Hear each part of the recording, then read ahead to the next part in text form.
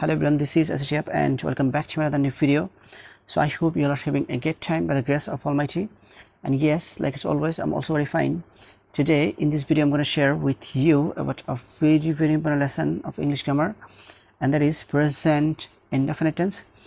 Actually আজকে ভিডিওতে আমরা প্রেজেন্ট ইনডেফিনিট টেন্সের খুবই গুরুত্বপূর্ণ একটি রুলস নিয়ে কথা বলবো।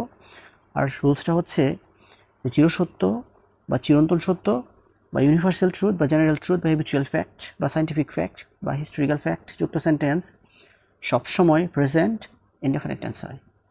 চিরসত্য বা চিরন্তন সত্য বা ইউনিভার্সাল ট্রুথ বা জেনারেল ট্রুথ বা হ্যাবিচুয়াল ফ্যাক্ট বা সায়েন্টিফিক ফ্যাক্ট বা হিস্টোরিক্যাল ফ্যাক্ট যুক্ত সেন্টেন্স সবসময় প্রেজেন্ট indefinite tense হয়। Now the first example is পৃথিবী সূর্যের চারদিকে ঘুরে। এটা হচ্ছে গিয়ে প্রেজেন্ট indefinite tense, কারণ এটা হচ্ছে একটা চিরসত্য কথা। আর এই সেন্টেন্সটাকে আমরা যদি প্রেজেন্ট indefinite tenseর স্ট্রাকচার অনুযায়ী ট্রান্সলেশন করি, প্রথমে আমাদেরকে লিখতে হবে সাবজেক্ট। সাবজেক্টটা হচ্ছে পৃথিবী, পৃথিবী মানে হচ্ছে দ্য আর্থ। তারপরে আমাদেরকে লিখতে হবে ভার্বের প্রেজেন্ট ফর্ম, ভার্বটা হচ্ছে ঘুরে, ঘুরে মানে হচ্ছে মুভ, আর মুভের প্রেজেন্ট ফর্ম হচ্ছে মুভ।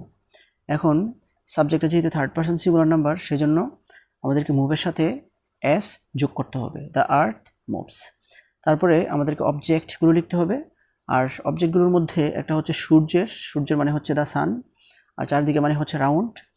তো চারদিকে শব্দটা বাংলা ক্রিয়াপদের কাছাকাছি থাকার কারণে রাউন্ড শব্দটাকে ইংলিশ ভার্বের কাছাকাছি লিখতে হবে, আর সূর্যের মানে সূর্য শব্দটা বাংলা ক্রিয়াপদ থেকে 2 নম্বর দূরত্বে থাকার কারণে দ্য সান শব্দটা ইংলিশ ভার্ব থেকে 2 নম্বর দূরত্বে গিয়ে বসবে।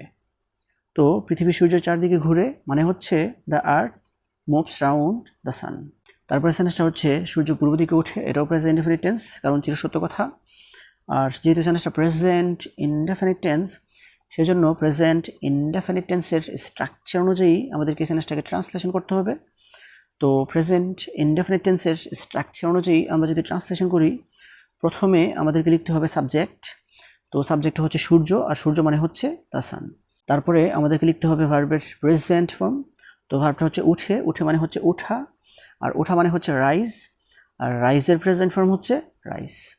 এখন দ্য সান মানে সূর্য, যেহেতু থার্ড পারসন সিঙ্গুলার নাম্বার, সেজন্য ভার্বের সাথে আমাদেরকে এস বা ইএস যোগ করতে হবে, আর আমরা ভার্বের সাথে এস যোগ করেছি, দ্য সান রাইজেস। তারপরে আমাদেরকে লিখতে হবে অবজেক্ট, আর অবজেক্টটা হচ্ছে পূর্ব দিকে, আর পূর্ব দিকে মানে হচ্ছে ইন দ্য ইস্ট। তো সূর্য পূর্ব দিকে উঠে মানে হচ্ছে the sun rises in the east. তারপরে সেন্টেন্সটা হচ্ছে সূর্য পশ্চিম দিকে অস্ত যায়। এটাও প্রেজেন্ট ইনডেফিনিট টেন্স, কারণ এটাও চিরসত্য কথা, মানে ইউনিভার্সাল ট্রুথ। তো যেহেতু সেন্টেন্সটা প্রেজেন্ট ইনডেফিনিট টেন্স, সেজন্য প্রেজেন্ট ইনডেফিনিট টেন্সের স্ট্রাকচার অনুযায়ী আমাদেরকে সেন্টেন্সটাকে ট্রান্সলেশন করতে হবে। তো আমরা যদি ট্রান্সলেশন করি, প্রথমে আমাদেরকে লিখতে হবে সাবজেক্ট। সাবজেক্ট হচ্ছে সূর্য, সূর্য মানে হচ্ছে দ্য সান। তারপরে আমরা লিখবো ভার্বের প্রেজেন্ট ফর্ম।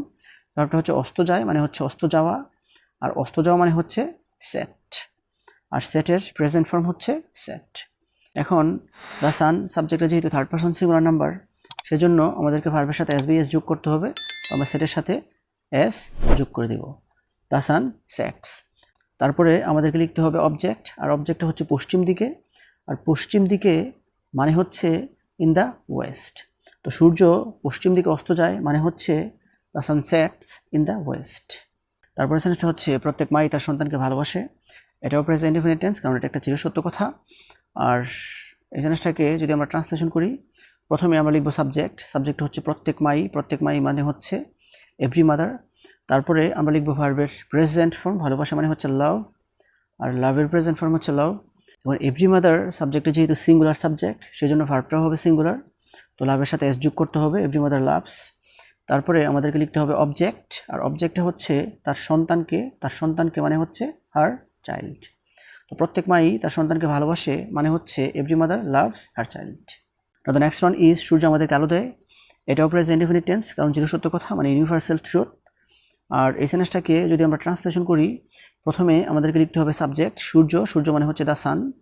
তারপরে আমাদেরকে লিখতে হবে ভার্বের প্রেজেন্ট ফর্ম। ভার্বটা হচ্ছে দেয় মানে হচ্ছে দেয়া, আর দেয়া মানে হচ্ছে গিভ, আর গিভের প্রেজেন্ট ফর্ম হচ্ছে গিভ। এখন দ্য সান সাবজেক্টে যেহেতু থার্ড পারসন সিঙ্গুলার নাম্বার, সেজন্য আমাদেরকে ভার্বের সাথে এস বা ইএস যোগ করতে হবে, আর সেজন্য আমরা গিভের সাথে এস যোগ করেছি। তারপরে আমাদেরকে লিখতে হবে অবজেক্ট, আর অবজেক্টগুলোর মধ্যে একটা হচ্ছে আমাদেরকে মানে আস, আর আরেকটা হচ্ছে আলো, আলো মানে হচ্ছে লাইট। এখন আস অবজেক্টটা যেহেতু ব্যক্তিবাচক অবজেক্ট মানে ইনডিরেক্ট অবজেক্ট, সেজন্য আমাদেরকে আস শব্দটাকে ইংলিশ ভার্বের কাছাকাছি লিখতে হবে, আর সবার লাস্টে লিখতে হবে লাইট। তো সূর্য আমাদেরকে আলো দেয় মানে হচ্ছে the sun gives us light. The next one is গাছপালা আমাদেরকে অক্সিজেন দেয়। এটাও প্রেজেন্ট ইনডেফিনিট টেন্স, কারণ চিরসত্য কথা মানে ইউনিভার্সাল ট্রুথ। আর এই সেন্টেন্সটাকে ট্রান্সলেশন করতে হলে প্রথমে আমরা লিখব সাবজেক্ট, সাবজেক্ট হচ্ছে গাছপালা, গাছপালা মানে হচ্ছে প্লান্টস। তারপরে আমরা লিখব ভার্বের প্রেজেন্ট ফর্ম, ভার্বটা হচ্ছে দেয়, দেয় মানে হচ্ছে দেয়া, আর দেয়া মানে হচ্ছে গিভ, আর গিভের প্রেজেন্ট ফর্ম হচ্ছে গিভ। তারপরে আমরা লিখব অবজেক্ট, আর অবজেক্টগুলোর মধ্যে একটা হচ্ছে আমাদেরকে মানে আস, আরেকটা হচ্ছে অক্সিজেন মানে হচ্ছে অক্সিজেন। এখন আস অবজেক্টটা যেহেতু ব্যক্তিবাচক অবজেক্ট মানে ইনডিরেক্ট অবজেক্ট, সেজন্য আমাদেরকে আস শব্দটাকে সবার আগে ভার্বের কাছাকাছি লিখতে হবে, আর তারপরে লিখতে হবে অক্সিজেন। তো গাছপালা আমাদেরকে অক্সিজেন দেয় মানে হচ্ছে প্লান্টস গিভ আস অক্সিজেন। তারপর সেন্টেন্সটা হচ্ছে 0 ডিগ্রি সেলসিয়াসে পানি জমে যায়। এটা প্রেজেন্ট ইনডেফিনিট টেন্স, কারণ চিরসত্য কথা মানে ইউনিভার্সাল ট্রুথ। আর এই সেন্টেন্সটাকে আমাদেরকে ট্রান্সলেশন করতে হলে প্রথমে লিখতে হবে সাবজেক্ট, আর সাবজেক্ট হচ্ছে পানি, পানি মানে হচ্ছে ওয়াটার। তারপরে আমরা লিখব ভার্বের প্রেজেন্ট ফর্ম, ভার্বটা হচ্ছে জমে যায় মানে জমে যাওয়া, আর জমে যাওয়া মানে হচ্ছে ফ্রিজ। এখন ওয়াটার সাবজেক্টটা যেহেতু সিঙ্গুলার, সেজন্য ভার্বটাও হবে সিঙ্গুলার, আর সেজন্য ফ্রিজের সাথে এস যোগ করতে হবে fridge.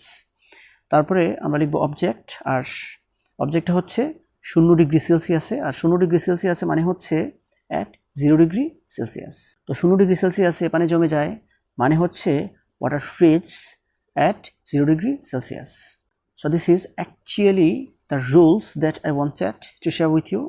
So viewers, I hope you understand this. If you guys really love this video, don't forget to like, comment, share and subscribe my YouTube channel. And that's all for the time being. See you again. All the best of luck. Goodbye.